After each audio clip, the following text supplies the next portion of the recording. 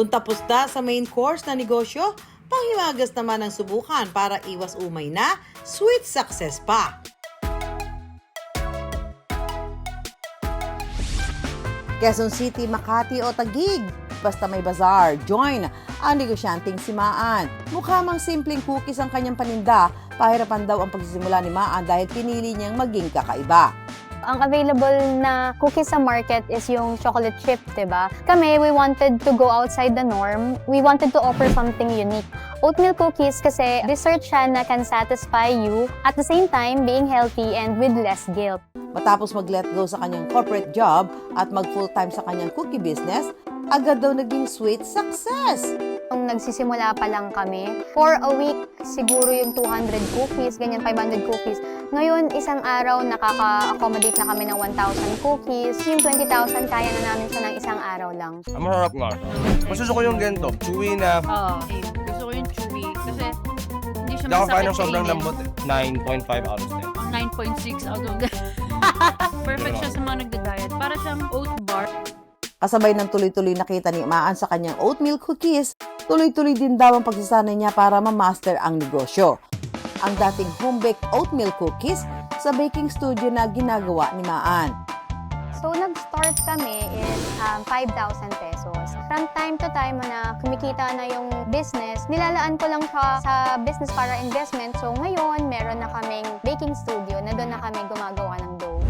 Pinaghalong alat at tamis ang naisipang pakulo ni na Christine at Vinaika.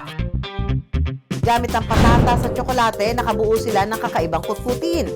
Ang dating hilig na kutkutin, sinubukan nilang gawa ng sarili nilang timpla at lasa. Nag-research po ako Yes. bago po talaga ako mag-come up dun sa potato chips. Mga chocolate potato chips na nakahanap namin, sobrang mahal. So, we come up with a more cheaper pero quality product po talaga yun. Nang makuha ang tamang luto at proseso, hindi na nagpatumpik-tumpik pa si na Christine at Vinaika.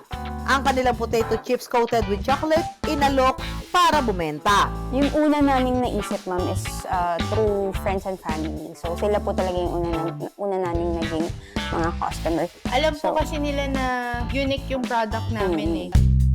Sa paggawa ng chips, sariwang patatas ang kanilang gamit. Mano-mano itong nililinisan para mawala ang nanikit na lupa sa balat nito. Gumagamit sila ng slicer para makuha ang tamang nipis ng patatas na nais nila. Ilalagay muna ito ng isang araw sa chiller, tutuyuin at saka ipiprito.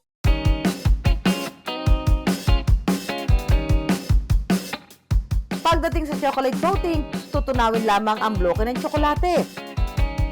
Saka ihuhulog sa tsokolate at papahiran ang buong bahagi ng chips. Lalagyan ng asin at ibabalik sa chiller.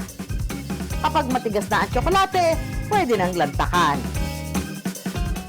Kahit pa pinakikilala pa lang ang produkto, 4 na klase na agad ng chocolate coat ang binenta ni na Christine at Vinaika. Belgian chocolate, dark chocolate, white chocolate at matcha. Meron din pong dark para kung sakaling gusto nila ng cocoa flavor. Pwedeng pula, berde, dilaw at puti. Pwede ring sama-sama sa iisang hulma na parang rainbow.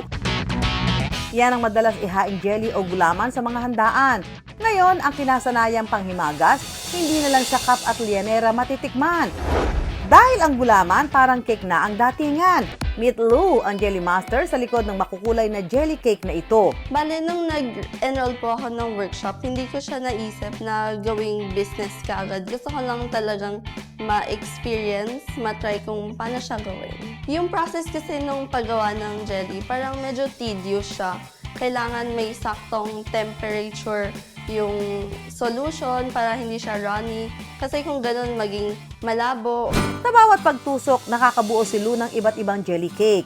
Ang bawat jelly cake, masterpiece maituturing. Sa paggawa ng base, paghahaluin lang ang jelly powder, asukal at tubig. Lalagyan ito ng flavoring para magkaroon ng lasa. Papatigasin po siya. Usually, mga 2 hours minimum po. Tapos, i-ref po. Usually, overnight ko po siya nire-ref.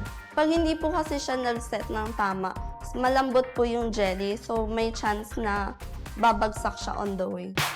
Sa paggawa naman ng makukulay na disenyo, gatas, jelly at food coloring naman ang gamit ni Lou. Kapag matigas na ang jelly base, gawin na ang pangmalakasang design. O, tama ba ng konti? Opo, pero malayo. Dito po sa center. Ulit. Sa center po. Pagiging kakaiba ang isa sa bentahe ng jelly cake business ni Lou. Yung initial investment ko po sa workshop, around 10,000. Tapos, in-encourage ako ng mentor na sabi niya, oh, malapit na yung Chinese New Year, sakto, ganun. So, talaga ever since nun, after nun, talagang pinursu ko, pinaktis ko siya, day in and night. Ang bawat kulay at detalye ng kanyang cake, masinsin at mano-manong hinuhulma. May version din siyang ginagawa na hugis number at may kasamang sariwang prutas. Kaya pag-flex niya online, hooked agad ang kanyang mga suki. Ang dali-daling ginagawa ni Lou. Ako hirap na hirap naman. Kung may unique technique si Lou sa pagdidisenyo, may pa-secret reveal naman siya sa pagninegosyo. Wala naman pong pinanganak na magaling. So, talagang practice lang, lakas ng loob. Kailangan mag-research talaga. Kahit papano po, kahit 30 minutes a day, dapat pagtuunan mo ng oras para ma-reach yung goal. Sa Silang Cavite, ang timba ginawang lalagyan ng halo-halo. Effective naman ang pagpapapansin ni na M. Kabubukas lang noong March at kahit pa nga 2 buwan pa lang ang negosyo, balde-balde na ang kita dito. Yung monthly income, usually 100 something and up. Bukod sa kitang 6 digits kada buwan, meron ng 4 na branch ang kanilang negosyo. Per branch, usually nakakabenta po kami ng 100 to 150 cups or gallons. Ang ditimbang halo-halo, 1 litro raw ang laman. Pasya raw sa 2 hanggang 4 katao. Siguradong sold daw ang kakain nito dahil nag-uumapaw ang sahog. May kamote, beans, munggo, 2 klase ng sago, nata de coco, gulaman, saging, asukal, makapuno, melon, mais, ube, leche flan, kaong, gatas, at pinipig. Mabibili ito sa halagang 180 pesos. 10,000 lang ang inilabas na puhunan para simulan ang negosyo. Laking gulat ni na M dahil agad itong pumatok sa mga tao. Nung start po, peak buong araw. As in, sobrang haba po talaga ng pila. Masaya po kasi parang naisip ko lang yun before. Hindi nila akalain na ang karaniwang halo-halo may ile-level up pa pala ang success basta't naisipan ng bagong gimmick at presentation. Sobrang halaga ng packaging para sa isang business. Doon ka dapat mag-i-invest sa look ng food, kung paano mo mapapakita or mapapakilala sa customers mo na yung product mo masarap. Kahit hindi pa nila natitikman. Kahit tila panapanahon sa pagnenegosyo, kapag nahuli naman ang tamang timpla at paandar, magiging for all seasons ang kita.